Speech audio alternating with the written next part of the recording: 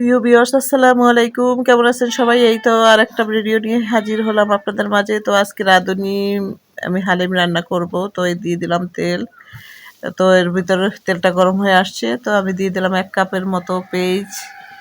এটাকে আমি ব্রেস্তা করে নিব। তো এই তো ব্রেস্তা করে তারপর আমি মাংসটা তো আপনাদের সাথে কিছু কথা বলি।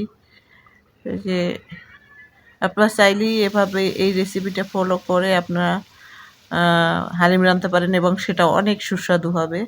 কারণ আমি রান্না করি, আমার হালিম অনেক টেস্টি হয় ইনশাআল্লাহ। কারণ আমার বাচ্চারা মনে করেন এদের ১ প্যাকেট রানলে হয় না। তো আমি আজকে ১ প্যাকেটই রান্না করছি। কিন্তু আমার বাচ্চাদের টানাটানি হয় কারণ আমার বিরিয়ানি রান্না অনেক স্বাদ হয়। তো এই তো আমি এটা ঢেলে দিয়ে এদিকে আমি শসা-টসা কুচিয়ে নিব। মনে করেন শসাটা কুচিয়ে নিচ্ছি।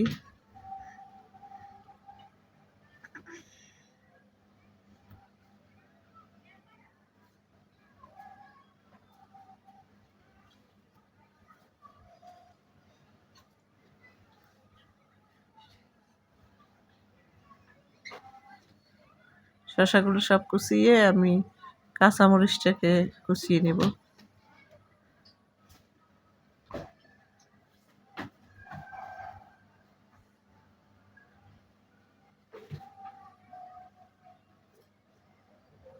তো কাঁচামরিচটা কুচানো হয়ে গেলে আমি একে একে ধনিয়া পাতাগুলো কুচিয়ে নেব। তো এই তো ধনিয়া পাতা কুচিয়ে নিচ্ছি। সব কিছু ওদিকে মাংসটা সেদ্ধ হচ্ছে। তো আমি এগুলো কেটে ফ্রিজে রেখে দেবো কারণ আমি এবার সব কিছু একত্রে করে নেই। তো এদিকে এই তো মাংসটা সেদ্ধ হবে। এদিকে আমি মাংস সেদ্ধ হোক, এদিকে আমি এবার গরম পানিতে ১৫ মিনিটের জন্য আমি বেশ খানিকটা সময়ই রেখেছিলাম। তো এই তো ভালো করে এটাকে অল্প, অল্প করে অল্প, অল্প করে ছাড়বো আর এই তো করে নিব। কারণ না হয় দেখা যায় কি এটা দলা, দলা পেকে যায়। এজন্য অল্প, অল্প ছাড়বেন আর এটা অল্প, অল্প করে নাড়িয়ে-চাড়িয়ে আমি যেভাবে করেছি ঠিক সেভাবেই করে নিবেন। তারপরেও দেখেন তো এটা আমি সাহায্যে মনে করেন খুন্তির সাহায্যে তো চামচটা দিয়ে আমি মনে করেন যেটা, যেটা আমার কাছে আস্তা লাগছে সেটা আমি মনে করেন এভাবে করে দিয়েছি। মনে করেন এই যে পাশে উঠিয়ে, উঠিয়ে আমি এটাকে করে দিয়েছি। তো এই তো আমি হালিমটা দিয়ে দিলাম। এখন প্রয়োজন মতো একটু গরম পানি দিয়ে দিচ্ছি।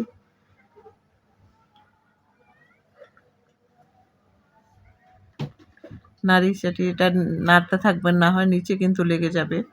অনবরত নাড়তে থাকতে হবে, না হয় নিচের দিকটা লেগে যাবে। তাহলে আর পোড়া, পোড়া গন্ধ হবে আর সেটা স্বাদ হবে না। এভাবে নাড়াতে থাকবেন অনবরত। তো যখন এটা ঘন হয়ে আসবে মনে করেন মোটামুটি আপনি বুঝতে পারবেন যে আপনি এইটা খাবেন। এতটা পাতলার প্রয়োজন নাই। কারণ এটা ঠান্ডা হলে কিন্তু আরেকটু ঘন হয়। তো আপনি এভাবেই রাখবেন যে একদম পাতলাও না, ঘনও না। তো এই তো দেখতে পাইছেন আমি কিভাবে করতেছি, কতটুকু কমাচ্ছি।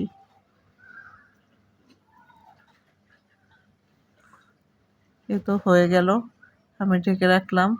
তো আমার বাচ্চারা আসছে পরে আমি পরিবেশন করছি কারণ ওরা ছিল না।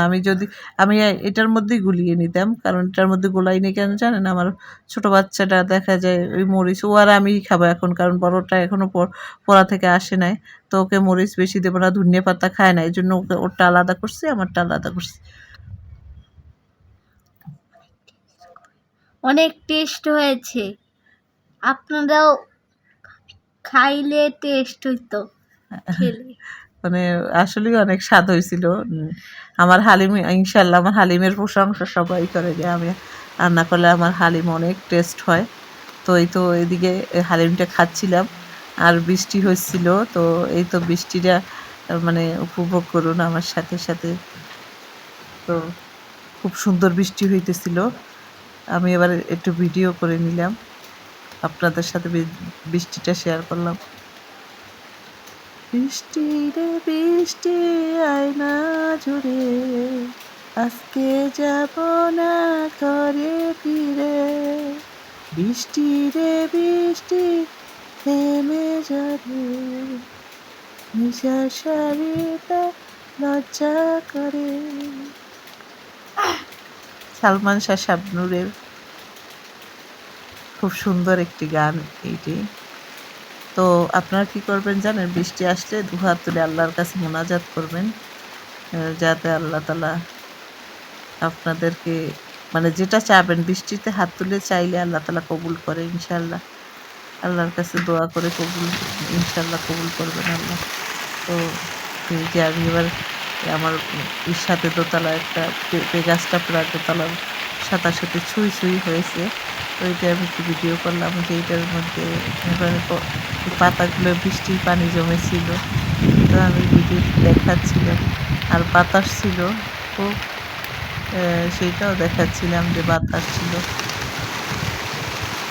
তো ওই যে দেখেন সুন্দর মধ্যে বৃষ্টির পানি, বৃষ্টির পানি খুব সুন্দর বৃষ্টির পানি ছিল, দেখতেও খুব ভালো লাগছিল। আর বৃষ্টি কার না ভালো লাগে বলেন?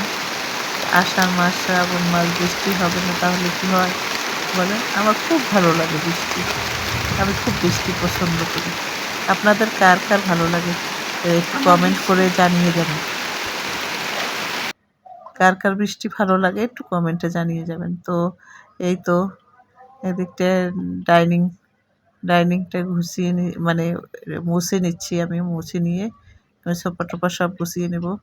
মনে করেন ডাইনিংটা মোছাটা আমাকে মনে করেন একটু ভিডিওটা কেটে ফেলছি আমি, তো ওটা দেওয়া হয় নাই।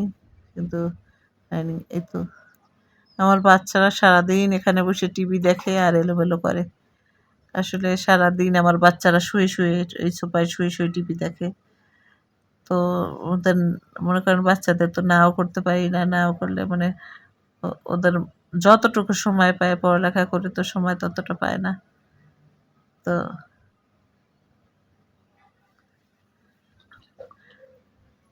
আসলে প্রত্যেক দিনেরই কাজ, এগুলো পরিষ্কার করা না হয় তো নোংরা হয়ে যাবে, পরিষ্কার পরিচ্ছন্ন রাখতে হয়। মনে করেন এখন আর আগের মতো পরিষ্কার করতে পারি না, আগে অনেক পরিষ্কার করতাম সারাদিনই ঘরের পিছনে বসে। এখন আর অতটা পারি না, কারণ এখন হাঁটুতে ব্যথা, হাঁটুর হাড় ক্ষয় হয়ে গেছে, মনে করেন অনেক রোগে আক্রান্ত হয়ে গেছি এখন। এখন সবাই বলতো যে তুমি যে সারাদিন এত ঘরের কাজ করো, তোমার হাঁটুর হাড় ক্ষয় হয়ে যাবে, তোমার শরীরে এক সময় দেখবা যে তুমি আর পারবা না। কিন্তু এতটা অল্প সময়ের মধ্যেই যে সেটা পারবো না, খুব কম বয়সে আমার যে এতটা সমস্যা দেখা দেবে ভাবতে পারিনি। মানে আমার খুব মানে এতটা অল্প বয়সে আমার হাঁটুর হাড় ক্ষয় হয়ে যাবে আমি কখনো কল্পনা করতে পারিনি। তো এই তো গুছিয়ে নিলাম, তো এক নজরে দেখিয়ে দিলাম, এই মনে করেন কীভাবে গুছিয়ে নিলাম সব কিছু এক নজরে দেখিয়ে দিলাম। তো আজকে যদি আপনাদের ভিডিওটি কন্টিনিউ করে থাকেন, যদি আপনাদের কারো ভালো লাগে, প্লিজ লাইক কমেন্টস করে পাশে থাকবেন। আপনার একটি লাইক আমাকে পৌঁছে দেবে, আপনার একটা লাইক হয়তোবা আপনার কোনো ক্ষতি হবে না। আপনারা একটু ভিডিওটা দেখা শুরু করবেন যখন, তখনই একটা লাইক দিয়ে আমার পাশে থাকবেন। প্লিজ প্লিজ প্লিজ সাবস্ক্রাইব করে পাশে থাকবেন, বেল আইকনটি বাজিয়ে দেবেন, তো যাতে আমার ভিডিও নোটিফিকেশন আপনাদের কাছে চলে যায়।